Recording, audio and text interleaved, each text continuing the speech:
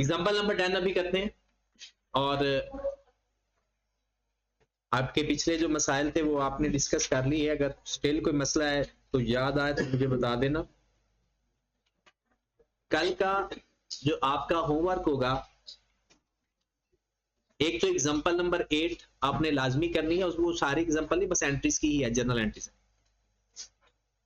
Example number 10 करते हैं। इससे पहले एक बात सुन ले शहरी, बस अगर क्वेश्चन के अंदर वो आपको लास्ट ईयर का डाटा पूरा दे दे,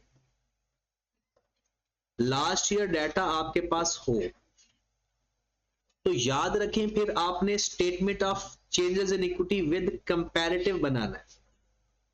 क्या बनाना है? With.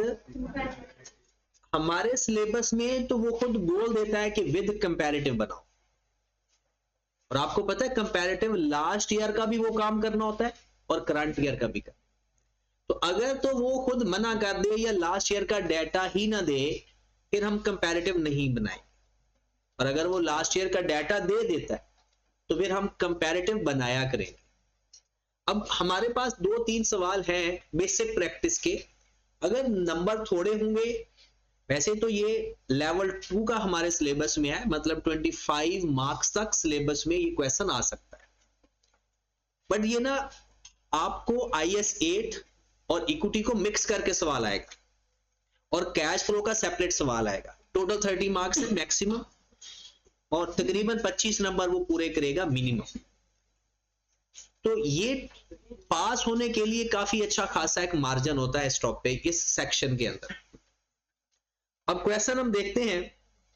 M&K Limited is in the business of manufacturing and sale of yarn product. MKL year ended December. Below is the relevant information.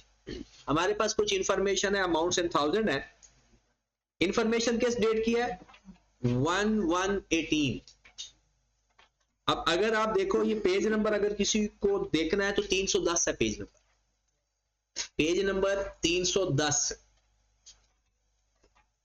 कहता है prepare statement of changes in equity for the year ended December 19 including comparative. The column for total is not required.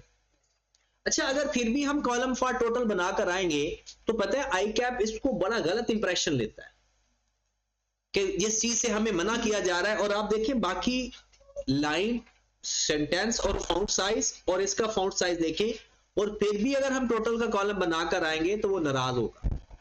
तो जिस चीज से वो मना कर दे हमने उसको नहीं करना।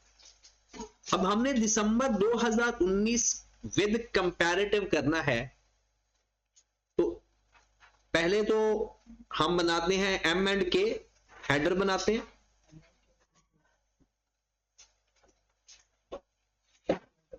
Statement of changes in equity,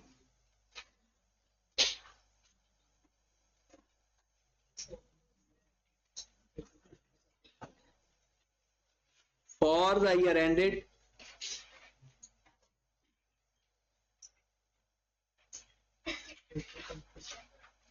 December 31, 2000। लिखते हमेशा करंट ईयर होते, लिखते कौन सा साल है? Current year.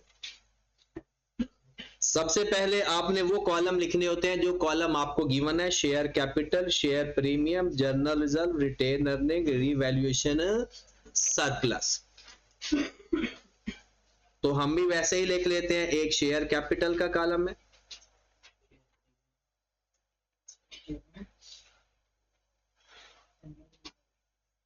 शेयर प्रीमियम,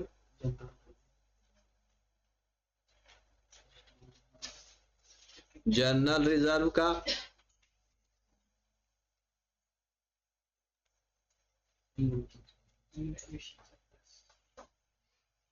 उसके बाद टोटल का कॉलम बनता होता है, वो हमने नहीं बनाना। ठीक होगी बात? अब हमने स्टार्ट करना है, कंपैरेटिव है तो पिछले साल के स्टार्ट से, करंट ईयर होता तो इसी साल के स्टार्ट से, अब कंपैरेटिव है तो पिछले साल के स्टार्ट से। तो हम लिखेंगे बैलेंस एट 1/1/18 मोस्टली आपको गिवन होता है या किसी ना किसी तरीके से हम फाइंड कर लेते हैं। रुपीज एंड थाउजेंड है,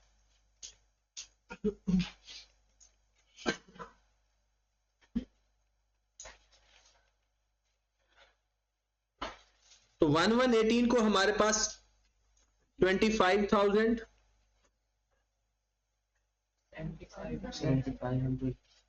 7500 हमारा शेयर प्रीमियम है। यहां से आप बुक अपने सामने रखा करो, जो बाद में लेक्चर सुनते हैं वो भी बुक सामने रखकर सवाल हल किया करें।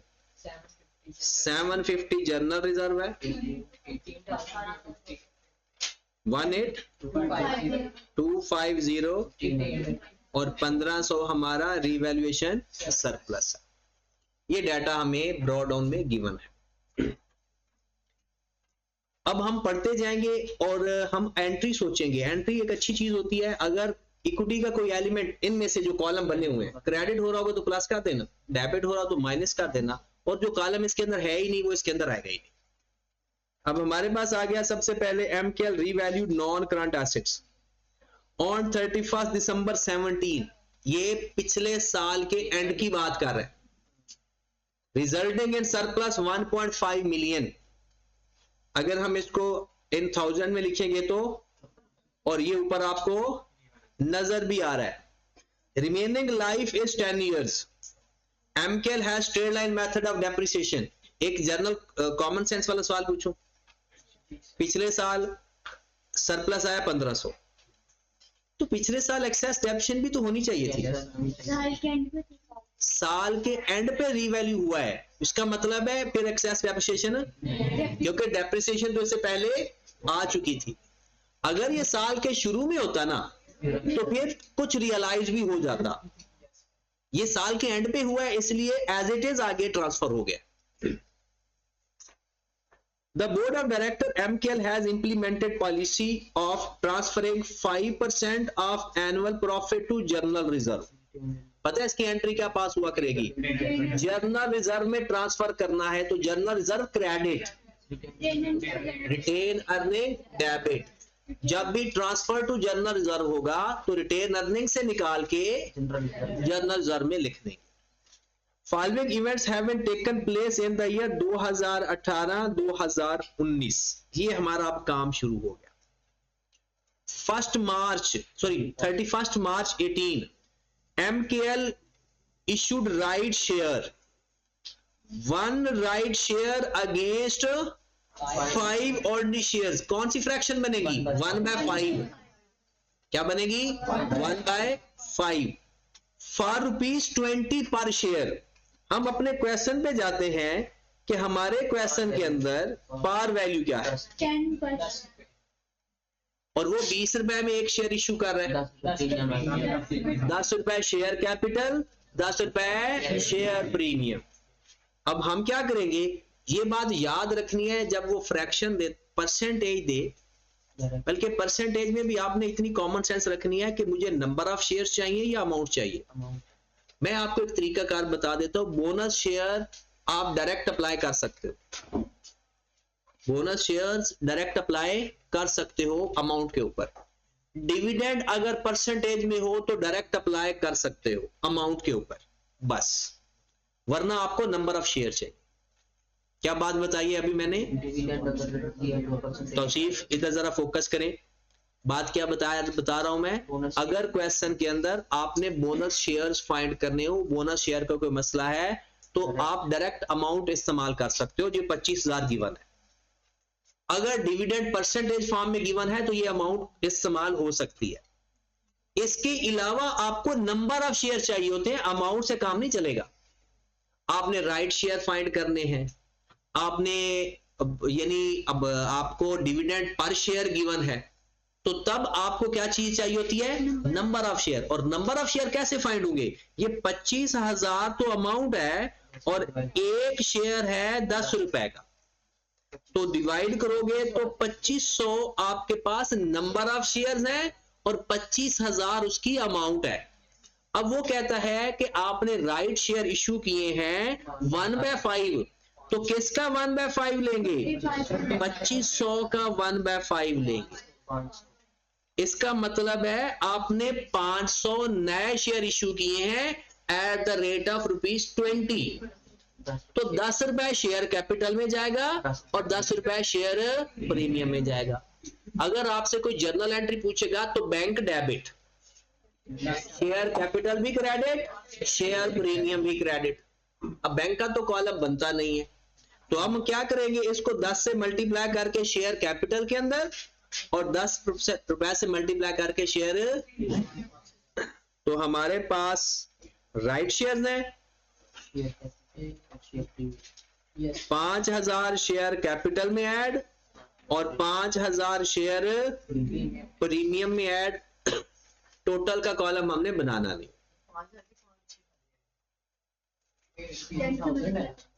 हाँ तो 1000 तो ऊपर ही है ना, तो हमने लिए 2500। ठीक होगी बात। अगर मैं आपसे एंट्री पूछूं तो बैंक डेबिट 10,000 से, शेयर कैपिटल 5000 से, शेयर प्रीमियम 5000 से, और ये क्रेडिट हो भी रहा है। अगली एंट्री पे चले। जब किसी को नींद आने लगे तो बता दें, हम ब्रेक कर लेंगे 5 मिनट के लिए, लेकिन उसके लिए आप लोगों को फोकस इधर उधर नहीं करना चाहिए, ठीक है। उसके बाद आपके पास नेक्स्ट है,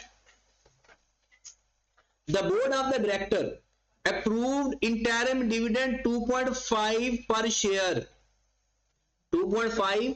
अब हमें नंबर ऑफ शेयर चाहिए या अमाउंट से काम चल जाएगा? नंबर ऑफ शेयर चाहिए। आगे for the half yearly ended June को हमने इंटरिम डिविडेंड देना है, तो किस डेट तक हमने अप्लाई करना है? क्या ओपनिंग पर या up to that date? Up to that date. Opening सिर्फ किस में इस्तेमाल होता है?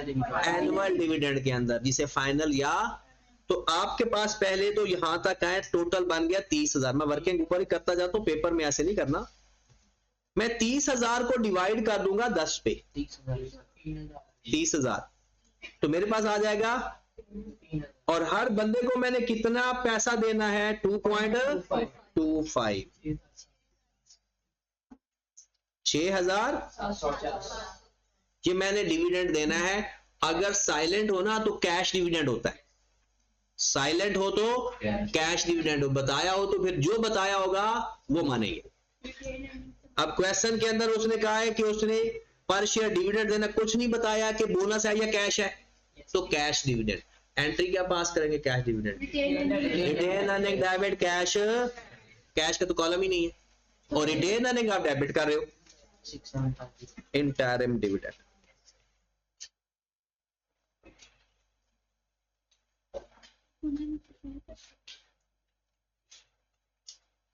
कितनी अमाउंट है? 6750 माइनस कर। उसके बाद प्रॉफिट फॉर द ईयर 10,250। अच्छा, एक बात और मैं आपको सजेस्ट करूंगा,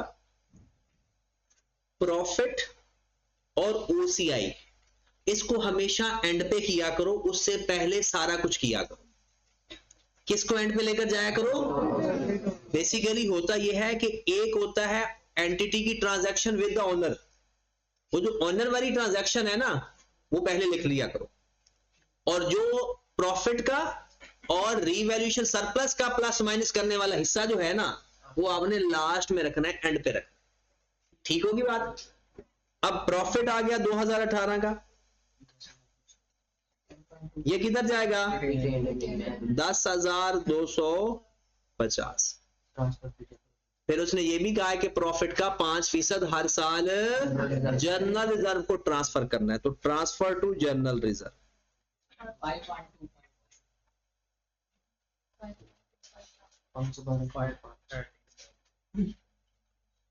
जर्नल रिजर्व में ऐड कितना?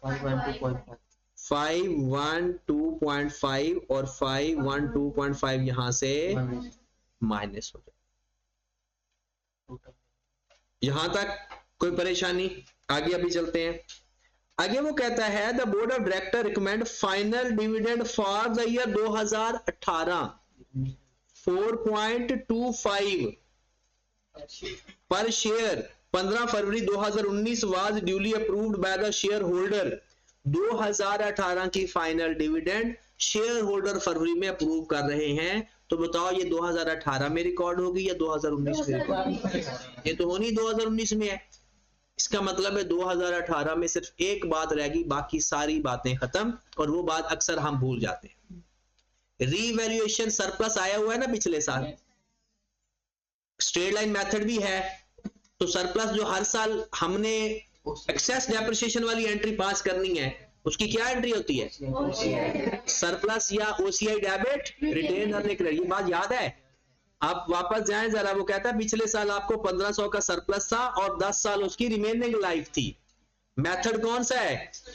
इसका मतलब है हर साल आप 1500 को 10 पे डिवाइड करें, अगर कोई दोबारा सरप्लस या लॉस नहीं आता तब तो हर साल 150 रुपया एक्सेस डेप्ट आती रहेगी। अगर बाद में कोई सरप्लस या लॉस आएगा तो ये एडजस्ट होगा। अगर बाद में कोई सरप्लस या लॉस नहीं आया तो हर साल 150 से हमारा सरप्लस रियलाइज होता है। ये बात अंडरस्टैंड हो रही है? ये बिल्कुल वो सरप्लस वाली बातें हैं। तो अब हमने एक्सेस डेप्रिसिएशन का नाम लिख दें, 150 का क्या करेंगे? रिटेन अर्निंग में ऐड, और ओसीआई या सरप्लस में से ये हमारा 2018 का साल पूरा हो गया, जो आप कंपैरेटिव कह लो। कोई बात ना समझ आए ना तो पूछा करो।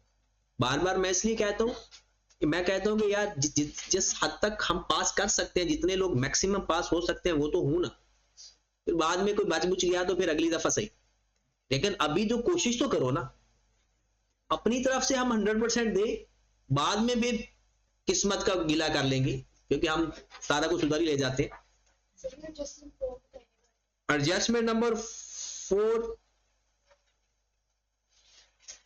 अच्छा, आपका ये जो फाइनल डिविडेंड है किस साल का है? हमने फाइनल डिविडेंड के बारे में क्या पढ़ा? जिस साल का हो उस साल रिकॉर्ड होता है या अगले साल रिकॉर्ड होता है? तो ये 2019 में करेंगे ना रिकॉर्ड, और अप्रूव भी 2019 में ही होता है। ये रेट तो गिवन है, नंबर ऑफ शेयर पिछले साल के लेते हैं क्लोजिंग, या उस साल अगले साल की ओपनिंग। ये अप्लाई किस पे होता है? ओपनिंग नंबर ऑफ शेयर्स के ऊपर। पिछले साल मतलब 18 के क्लोजिंग और 19 की ओपनिंग, एक ही बात है। हाँ जी, कर दे क्लोज इसको जी। 7वें वाली ट्रांसफर वाला। अच्छा, ट्रांसफर में उसने यहां पर लिख दिया था ना, the board of director has implemented policy transferring 5% annual profit to general reserve each year. हर साल प्रॉफिट का 5% ट्रांसफर किस में कर देना है? तो हमने प्रॉफिट का लिया 5%, वो बना 512.5, वो जनरल रिजर्व के कॉलम में ऐड कर दिया, रिटेन अर्निंग के कॉलम में से माइनस कर दिया। वो डिविडेंड इक्वलाइजेशन रिजर्व अगर होगा तो फिर उसका भी यही काम करेंगे। हाँ जी, आपके पास बैलेंस एट दिसंबर 18, बताओ जी शेयर कैपिटल कितना आ रहा है? शेयर प्रीमियम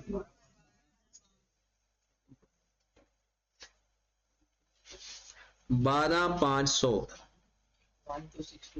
1262 पॉइंट, और रिटेन अर्निंग बताएं 2137 पॉइंट, और ये कितना आ गया? 1300। यहां तक ओके है? आगे बढ़े? नींद तो नहीं आ रही? जिसको आ रही है उसे पूछ रहा हूं, सबसे नहीं पूछ रहा। जब आपकी आंखें आपका साथ नहीं दे रही होती ना, पता चल जाता है, बड़ी जबरदस्ती ऐसे ऐसे ही।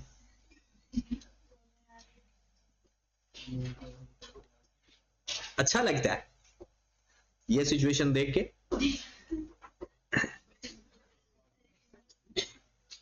हाँ जी, 5वें पे आ जाए। 5वें पे नहीं, 4थे पे पहले इसको ना फाइनल कर दे। फाइनल डिविडेंड 2019 में रिकॉर्ड करना है ना, तो कर देते हैं। अच्छा, ये बोनस है या कैश है? कैश है। साइलेंट हो तो कैश है। कहता है 4.25 हमने पैसे देने हैं, किस पर अप्लाई कर देंगे? इस 30,000 के ऊपर पर शेयर है तो ये तो अमाउंट है। तो पहले क्या करें, इस 30,000 को फेस वैल्यू पे डिवाइड कर देंगे तो आ जाएगा 3,000, और अब हम उसको डिविडेंड दे देते हैं 4 अच्छा, अगर 2 रेट बताए होते, एक डायरेक्टर का एक मेंबर का, कौन सा लेते? लोअर। कौन सा लेते हैं? क्योंकि मेंबर कम कर सकते हैं, ज्यादा नहीं कर सकते। कल बताया था शायद तब आप, अगर डायरेक्टर ज्यादा ऑफर कर दे, ये कम में प्रूव कर दे तो कम, डायरेक्टर कम करे, ये ज्यादा कर ही नहीं सकते। तो फिर लोअर जो होगा उसमें से उसकी अप्रूवल लेनी है। तो कितना पैसा आ गया? 12,700। एंट्री क्या होनी है? Final dividend. Retain earning to cash 12,700 cash credit हो रहा है और कैश का कॉलम है नहीं। उसके बाद 5वीं entry, board of director approved bonus share 20% of the outstanding on 30th June which was duly credited in the shareholder account on 31st August 19। जो भी कह रहा है बस मुझे इतना बताएं कि ये जो बोनस शेयर्स दे रहा है, बोनस शेयर्स होते ही 2 टाइप के, या तो डिविडेंड है या अदर देन डिविडेंड। बताओ ये डिविडेंड है या अदर देन डिविडेंड? क्या बताया था कि अगर बता दिया जाए तो ओके, नहीं बताएगा तो अदर देन डिविडेंड। ये कंसीडर करना सुहेब क्यों जरूरी है? बोनस शेयर्स हम देते हैं, ये कंसीडर क्यों कर रहे हैं कि ये डिविडेंड वाला या अदर देन डिविडेंड वाला, ऐसा क्यों सोचते हैं? एंट्री चेंज है। डिविडेंड वाला होता है retain earning to share capital, और अदर देन डिविडेंड वाला होता है share premium to share capital, इसलिए ये कंसीडर करना जरूरी है। तो the board of director approved bonus shares outstanding share June तक which was duly credited 31st August 19। कहते हैं जून तक जितने नंबर ऑफ शेयर होंगे ना, उन सबको आपने कितने % दे देना है? 20%। मैंने आपको कहा था बोनस आप डायरेक्ट अप्लाई कर सकते हो, तो लो 20%, एंट्री पास कर दो। 3,000 बोनस 30,000 का 20%, 3,000 का नहीं, 30,000 का 20%, क्योंकि बोनस शेयर्स हमेशा पार वैल्यू पे होते हैं, इसलिए डायरेक्ट अमाउंट पर अप्लाई 6,000। तो क्या करेंगे? 6,000 शेयर कैपिटल में ऐड और शेयर प्रीमियम में से माइनस। एंट्री क्या पास की हमने? Share premium debit, share capital. Bonus के बाद जी कोई सवाल पूछना चाह रहा है? चलिए 6ठे नंबर पर है, board of director approved interim cash dividend 1.25 of the 3rd quarter ended 30th September। हमने कैश डिविडेंड देना इंटरिम वाला। एंट्री बोले रिजवान? कैश क्रेडिट और retain earning debit. Cash credit और रिटेन अर्निंग देना कितना है? 1. ये 2019 का, 2020 में ना रिकॉर्ड करें, ये इंटरिम है। इंटरिम किस साल का होता है? हमें नंबर ऑफ शेयर चाहिए या अमाउंट चाहिए? नंबर ऑफ शेयर चाहिए। 36,000 पे काम चलेगा या 30,000 पे चल जाएगा? 36,000 पे, क्योंकि सिर्फ ओपनिंग सिर्फ एक ही जगह अप्लाई होता है एनुअल डिविडेंड के लिए, वरना तो 36,000 को 10 पे डिवाइड कर देते हैं तो 3600 आ गया। और पैसा कितना देना है? 1.45 दे दो dividend, interim dividend.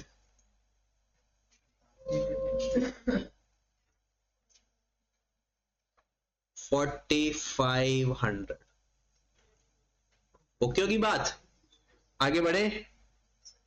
Profit for the year 12,500। क्या करेंगे प्रॉफिट का? रिटेन अर्निंग में जाकर एक पॉलिसी भी तो है डायरेक्टर की, हर साल 5% जनरल रिजर्व में ट्रांसफर करना है तो कर दो ट्रांसफर। 12,500 का लो जरा 5%,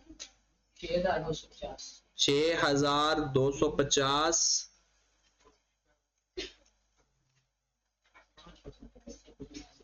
625 आ रहा है। कोई नहीं, बंदा नया नया।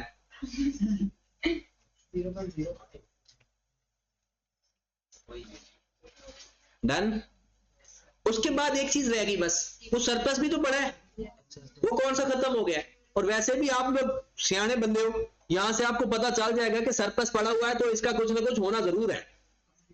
सरप्लस हो तो वो रियलाइज होता रहता है, लॉस इधर आता नहीं, उसका कोई कॉलम नहीं आता है, वो प्रॉफिट के अंदर होता है।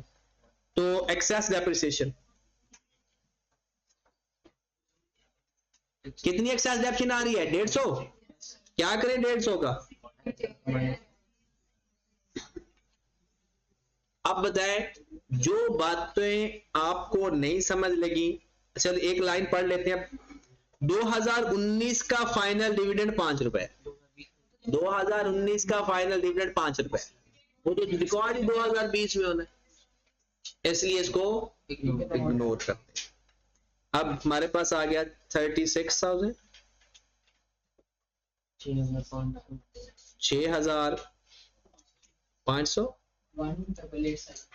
188.7.5, ये मैं लिख देता हूं आपको। 1350 में से 150 गया, 1200 बच गया। ये कितना आ गया? 16162।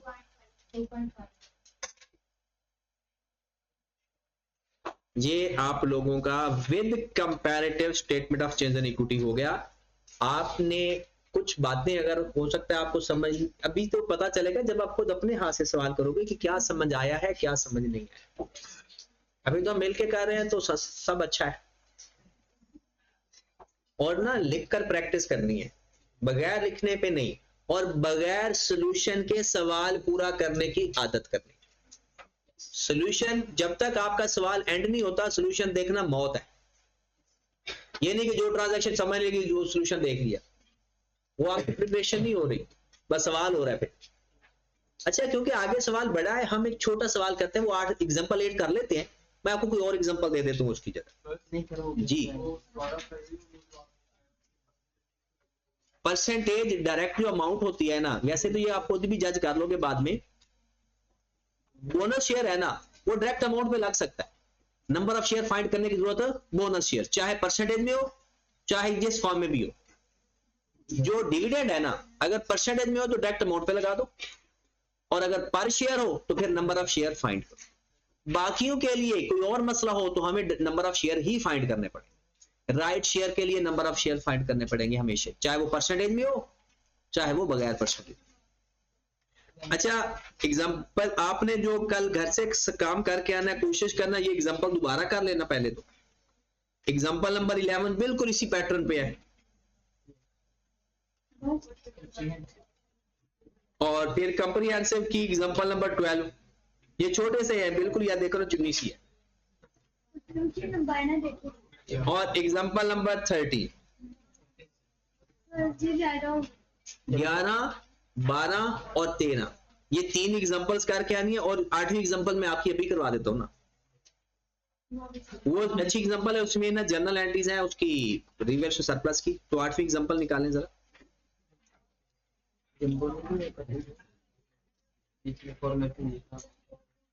अच्छा, फॉर्मेट है, कितने लोगों ने नहीं लिखा? मैंने सुबह भी पूछा था, अभी बताए नहीं आप। 2 दफा लिखा है। और चलो मैं चेक करता हूँ, ये सवाल कर लेना। अच्छा, ऑनलाइन वालों का भी कुछ करना चाहिए, जो रिकॉर्ड उन्होंने पता नहीं लिखा होगा या नहीं लिखा होगा। अच्छा, मैं उनके लिए कोई मैसेज दे देते ना कि वो कुछ हमें इंडिकेट करें कि उन्होंने पता कैसे चलेगा कि, क्योंकि बहुत सारे बच्चे सुबह सर्दी से डरते हैं, नहीं आते। पीडीएफ शेयर कर दें यार, इस तरह से ना वो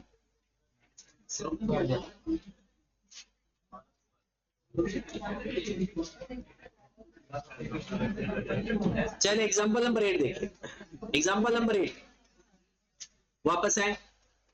अच्छा, बेसिकली डेली बेस पे मैंने 3 दफा फॉर्मेट ही लिखवाना था। अब वो 3 सवाल दे दिए, वो 3 दफा फॉर्मेट लिख लोगे, बस सवाल के अंदर तो वैल्यू पुट करनी होता तो वो फॉर्मेट ही है। Following information return to Multan limited ML dispose of land 3 जनवरी। अब लैंड के बारे में हमें एक बात का पता है कि ये नॉन डेप्रिशिएबल एसेट है। This land had carrying amount 85 million using revaluation model and was purchased at a cost of rupees 36 million few years ago। 36 million की लैंड खरीदी थी और आज कितने की पड़ी हुई है? 85 मिलियन की। और ये कब की बात है? 31 जनवरी 2023, 3 जनवरी।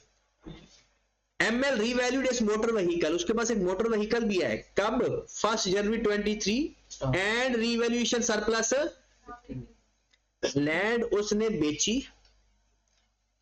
was recognized at this date the motor vehicle had remaining useful life 5 years and are being depreciated using a straight line method। ये उसका सरप्लस पड़ा हुआ है। ML has determined its profit for the year. आप ना book तो है ना आपके पास? बुक निकाले, बुक निकाले ना, बुक निकाले।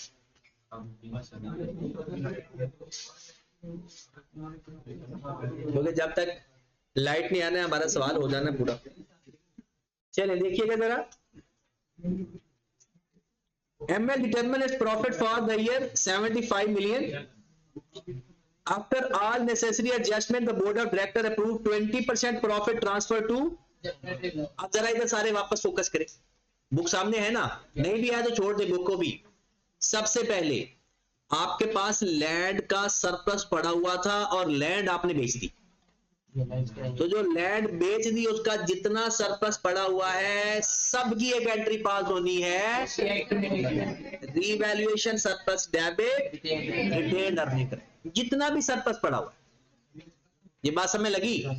जितना हमारे पास एसेट पड़ा होता है, सॉरी उसका सरप्लस पड़ा होता है, उस साल तो हम उसकी एक्सेस डेप्शन भी नहीं लेते, डायरेक्ट किया एंट्री पास कर देंगे।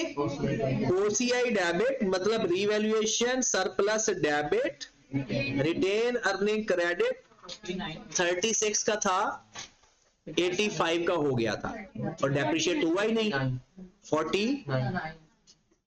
और व्हीकल का 50 मिलियन हमें साल के शुरू में सरप्लस आया है और रिमेनिंग लाइफ 5 साल है, तो इसको रियलाइज करेंगे ओवर द लाइफ। तो 50 को 10 पे 5 पे डिवाइड कर देंगे तो उसकी भी एंट्री यही पास करेंगे, OCI या सरप्लस डेबिट रिटेन अर्निंग। कितनी अमाउंट से? 75 का आया सरप्लस और 20% ट्रांसफर करना है, तो 20% जो ट्रांसफर करेंगे उसकी एंट्री क्या पास होगी? Retain earning debit general reserve. किस अमाउंट से? 20% मतलब 15 आएगा, तो उसकी एंट्री पास कर देंगे retain earning debit general reserve credit. तो ये वैसे लिखा भी हुआ नीचे 49, 10 और 15। तो आपने पढ़ने की हद तक अगर पढ़ना है तो वो जो थ्योरेटिकल पोर्शन है वो कंप्लीट पढ़ना है, लाजमी पढ़ना है, वो अच्छी बातें लिखी हुई हैं।